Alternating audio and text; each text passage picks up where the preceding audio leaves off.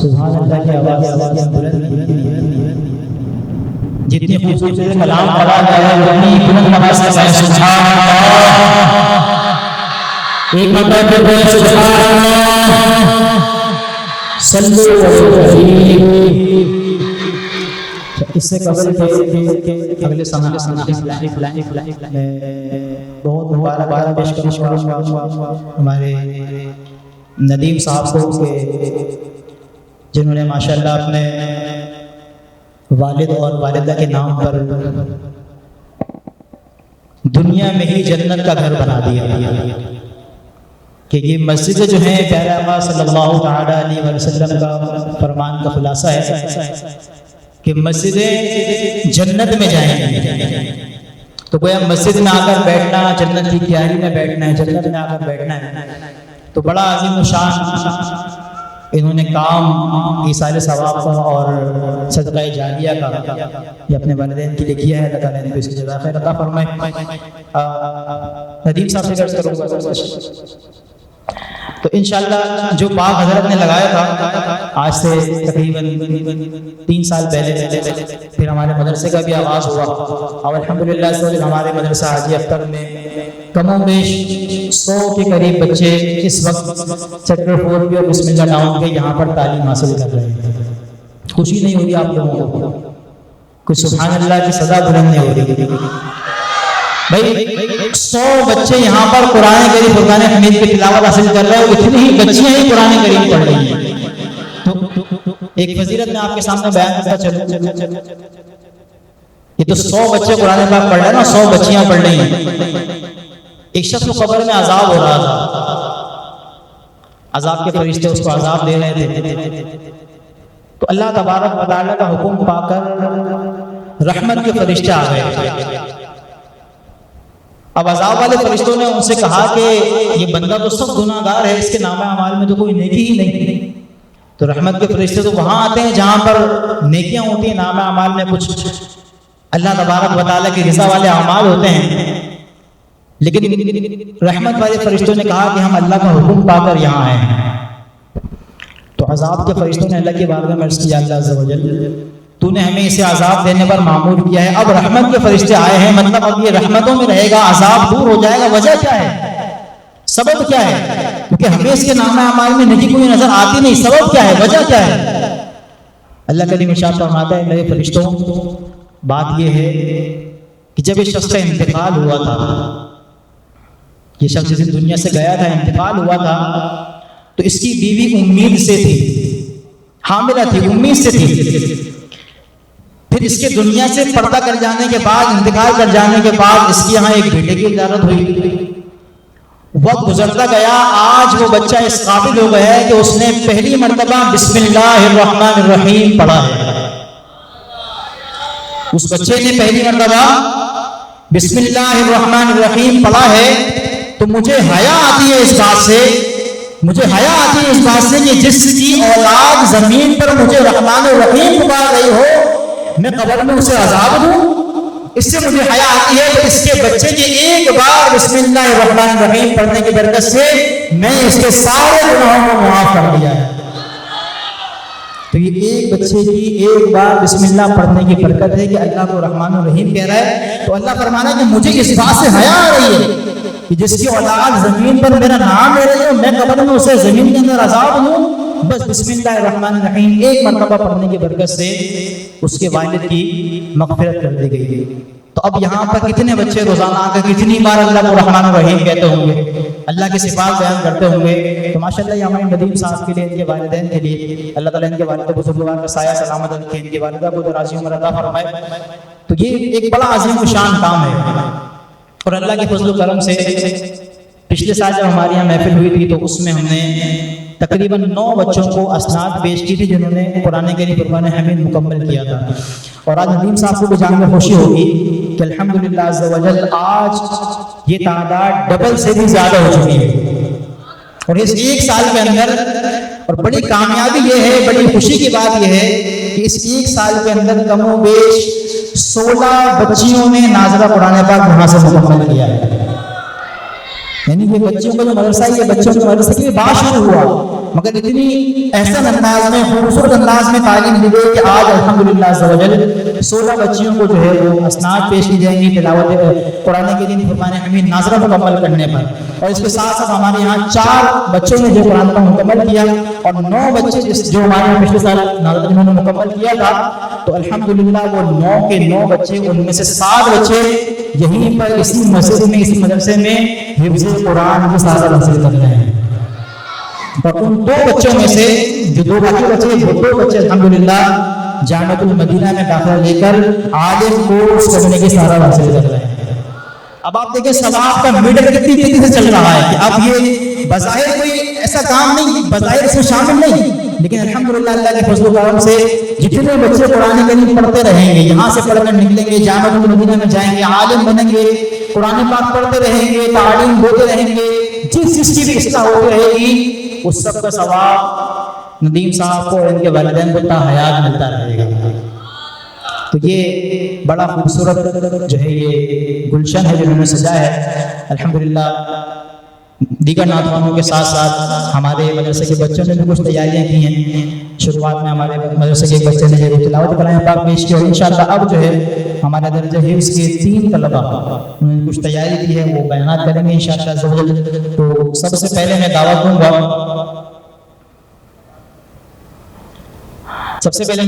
گا ہمارے مدرسے کے طالب علم کے حافظ قرآن بن چکے ہیں ماشاءاللہ، اور اب جو ہے وہ جامعۃ المدینہ میں درس نظامی کی تعلیم حاصل کر رہے ہیں، تو محمد حمزہ عطاری انشاءاللہ اسٹیج پر آئیں گے اور ہمیں قرآن کریم فرقان حمید کی تفسیر اور قرآن کریم کی تلاوت کے متعلق انشاءاللہ چند باتیں جو آپ کے سامنے بیان فرمائیں گے۔ نعرہ تکبیر، نعرہ تکبیر، نعرہ رسالت، نعرہ تحریک، نعرہ حیدری۔ اور اب دیکھیں ایک دعوت اسلامی کے مدنی ماحول سے منسلک ہونے کی بڑی خوبصورت بات کہ جو ہمارے عقائد ہیں نا، بنیادی عقائد، اس کا تحفظ ہمارے اس پیارے ماحول نے ہمیں نعروں کی صورت میں رٹوا دیا، اور وہ کیا ہے؟ ہم سب جانتے ہیں کہ قادیانی بہت زیادہ بڑھتے جا رہے ہیں اور بہت دین پر حملے کر رہے ہیں، تو ہمیں نعرہ کیا دے دیا گیا؟ محمد مصطفیٰ، محمد مصطفیٰ، محمد مصطفیٰ، احمد مجتبیٰ، آمنہ کلالہ، شاہ ہے حوصلہ، ہے حبیب کبریا۔ اور پھر کچھ لوگ پیدا ہوئے جنہوں نے مختلف صحابہ کرام کی شان میں گستاخیاں کرنا شروع کی اور عجیب و غریب باتیں کرنا شروع کی، تو ہم نے بلکہ ہمارے پیر و مرشد امیر اہل سنت حضرت علامہ مولانا ابو بلال محمد الیاس ستار قادری رحمۃ اللہ تعالیٰ نے اس عقیدے کی حفاظت بھی بڑے خوبصورت انداز میں فرمائی، اور وہ کیا فرمایا؟ ہر صحابی نبی، ہر صحابی نبی، ہر صحابی نبی، ہر صحابی نبی، صدیق عثمان علی، فاطمہ اور علی، حسن اور حسین، حضرت معاویہ اور ابو سفیان بھی۔ اچھا، بعض لوگ اس میں کشمکش کا شکار رہے کہ والدین کریمین پیارے آقا صلی اللہ علیہ وسلم کے والدین کریمین مسلمان ہیں یا نہیں، اس ضرورت پر وہ پہنچ گیا نا، اس بارے میں باتیں کرنے لگے۔ تو اب والدین مصطفیٰ کہ ایمان ظاہر سی بات ہے جنت میں وہی جائے گا جو ایمان والا ہوگا، تو یہ عقیدہ بھی ہمیں اس نعرہ میں سکھا دیا گیا، ہر صحابی نبی، ہر صحابی نبی، والدین مصطفیٰ، والدین مصطفیٰ۔ اللہ کریم کی بارگاہ میں دعا ہے کہ ہم سب کے عقائد ایمان کو سلامت رکھے۔ انشاءاللہ محمد فضا عطاری قرآن کریم کی تفسیر کے متعلق چند باتیں انشاءاللہ۔ الحمدللہ رب العالمین والصلاة والسلام على سید الانبیاء والمرسلین، اما بعد فاعوذ باللہ من الشیطان الرجیم، بسم اللہ الرحمن الرحیم، قال الله تعالى في القرآن المجيد والفرقان الحميد إن هذه تذكرة فمن شاء اتخذ إلى ربه سبيلا. پڑھیے الصلاۃ والسلام علیک یا رسول اللہ وعلى آلك وأصحابك يا حبيب الله. الصلاة والسلام عليك يا نبي الله وعلى آلك وأصحابك يا نور الله. حضور اکرم نور مجسم سرور عالم شاہبان عالم خاتم النبیین صلی اللہ علیہ وآلہ وسلم کا فرمان عالی شان ہے، جس نے مجھ پر ایک بار درود پاک پڑھا اللہ عز و جل اس پر رحمت نازل فرماتا ہے. صلو علی الحبیب صلی اللہ تعالی علی محمد صلی اللہ تعالی علیہ وآلہ وسلم. میرے تمام حاضران محفل اور میرے استاد محترم اور علماء کرام کو السلام علیکم ورحمۃ اللہ وبرکاتہ. میرے محترم سامعین، میں نے ابھی آپ کے سامنے جو آیت پیش کری، اللہ تبارک و تعالی قرآن مجید فرقان حمید میں ارشاد فرماتا ہے ان هذه تذکرہ فمن شاء اتخذ الی ربہ سبیلا. بے شک یہ قرآن تو ایک نصیحت ہے، اب جس کا جی چاہے اپنے رب کی طرف جانے کا راستہ اختیار کر سکتا ہے. تو اب ہم سوچیں ہم قرآن کریم کی تلاوت کتنی کرتے ہیں؟ آج مسلمان گناہوں میں مبتلا ہیں، ان کے پاس 2 گھنٹے موبائل چلانے کا تو ٹائم ہوتا ہے، لیکن ایک رکوع بھی قرآن پاک کی تلاوت کرنے کا ٹائم نہیں ہے. ایک رکوع تو بہت دور کی بات ہے، ایک آیت بھی قرآن کریم کی تلاوت نہیں کر سکتے. اس لیے ہمارے پیارے نبی محمد مصطفیٰ صلی اللہ علیہ وسلم فرماتے ہیں کہ تم قرآن سے اتنی محبت کرو، اتنا پیار کرو کہ ایک دن قرآن تم سے پیار کرنے لگے.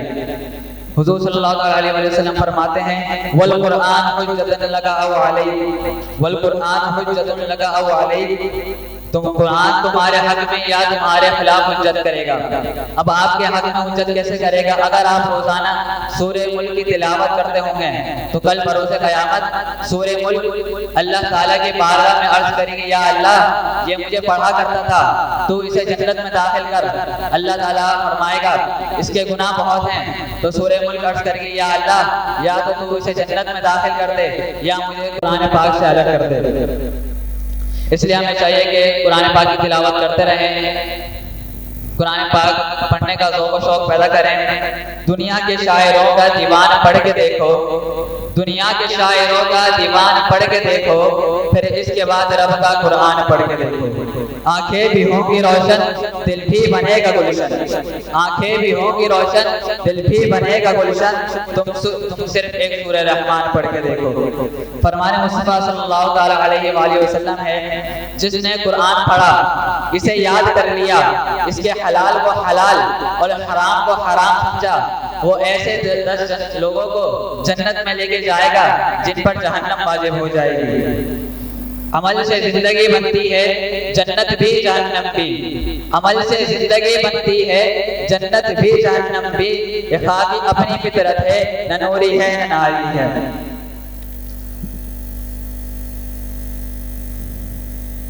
اس لیے قرآن مجید کی تلاوت ہمیں کرتی رہنی چاہیے، کیونکہ قرآن مجید فرقان حمید اللہ تعالیٰ کی لاریب اور بے عیب کتاب ہے. قرآن مجید ایک مکمل دستور حیات ہے. قرآن مجید انسان کے باطن کی حفاظت فرماتا ہے. قرآن مجید انسانوں کو استقامت عطا کرتا ہے. لوگ آج کل بولتے ہیں کہ سب سے افضل کون ہے، سب سے اچھی نوکری کون سی ہے، سب سے اچھا پیشہ کون سا ہے. تو حضور اکرم نور مجسم صلی اللہ علیہ وسلم فرماتے ہیں خیرکم من تعلم القرآن وعلمہ، تم میں سے سب سے بہتر سب سے افضل وہ شخص ہے جو قرآن سیکھتا ہے اور دوسروں کو سکھاتا ہے. سب سے افضل وہ شخص ہے جو قرآن سیکھے اور دوسروں کو سکھائے.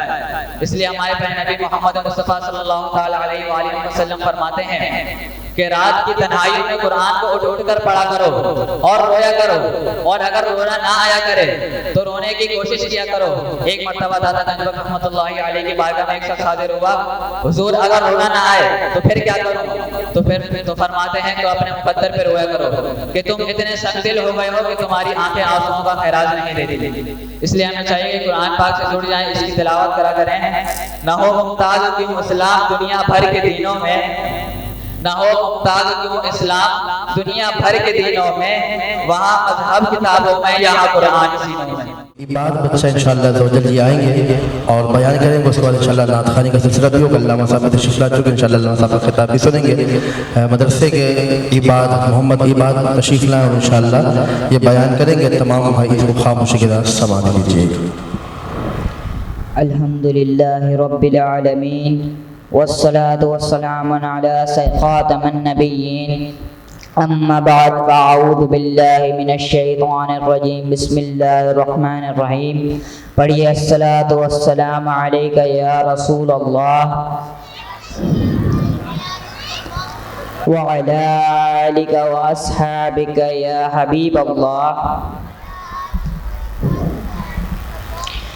الصلاة والسلام علیک یا نبی اللہ وعلی آلک واصحابک یا نور اللہ۔ ہمارے پیارے آقا صلی اللہ تعالی علیہ وآلہ وسلم نے ارشاد فرمایا، جس نے مجھ پہ ایک بار درود پڑھا اس پہ اللہ تعالیٰ 10 رحمتیں نازل فرمائے گا۔ صلو علی الحبیب۔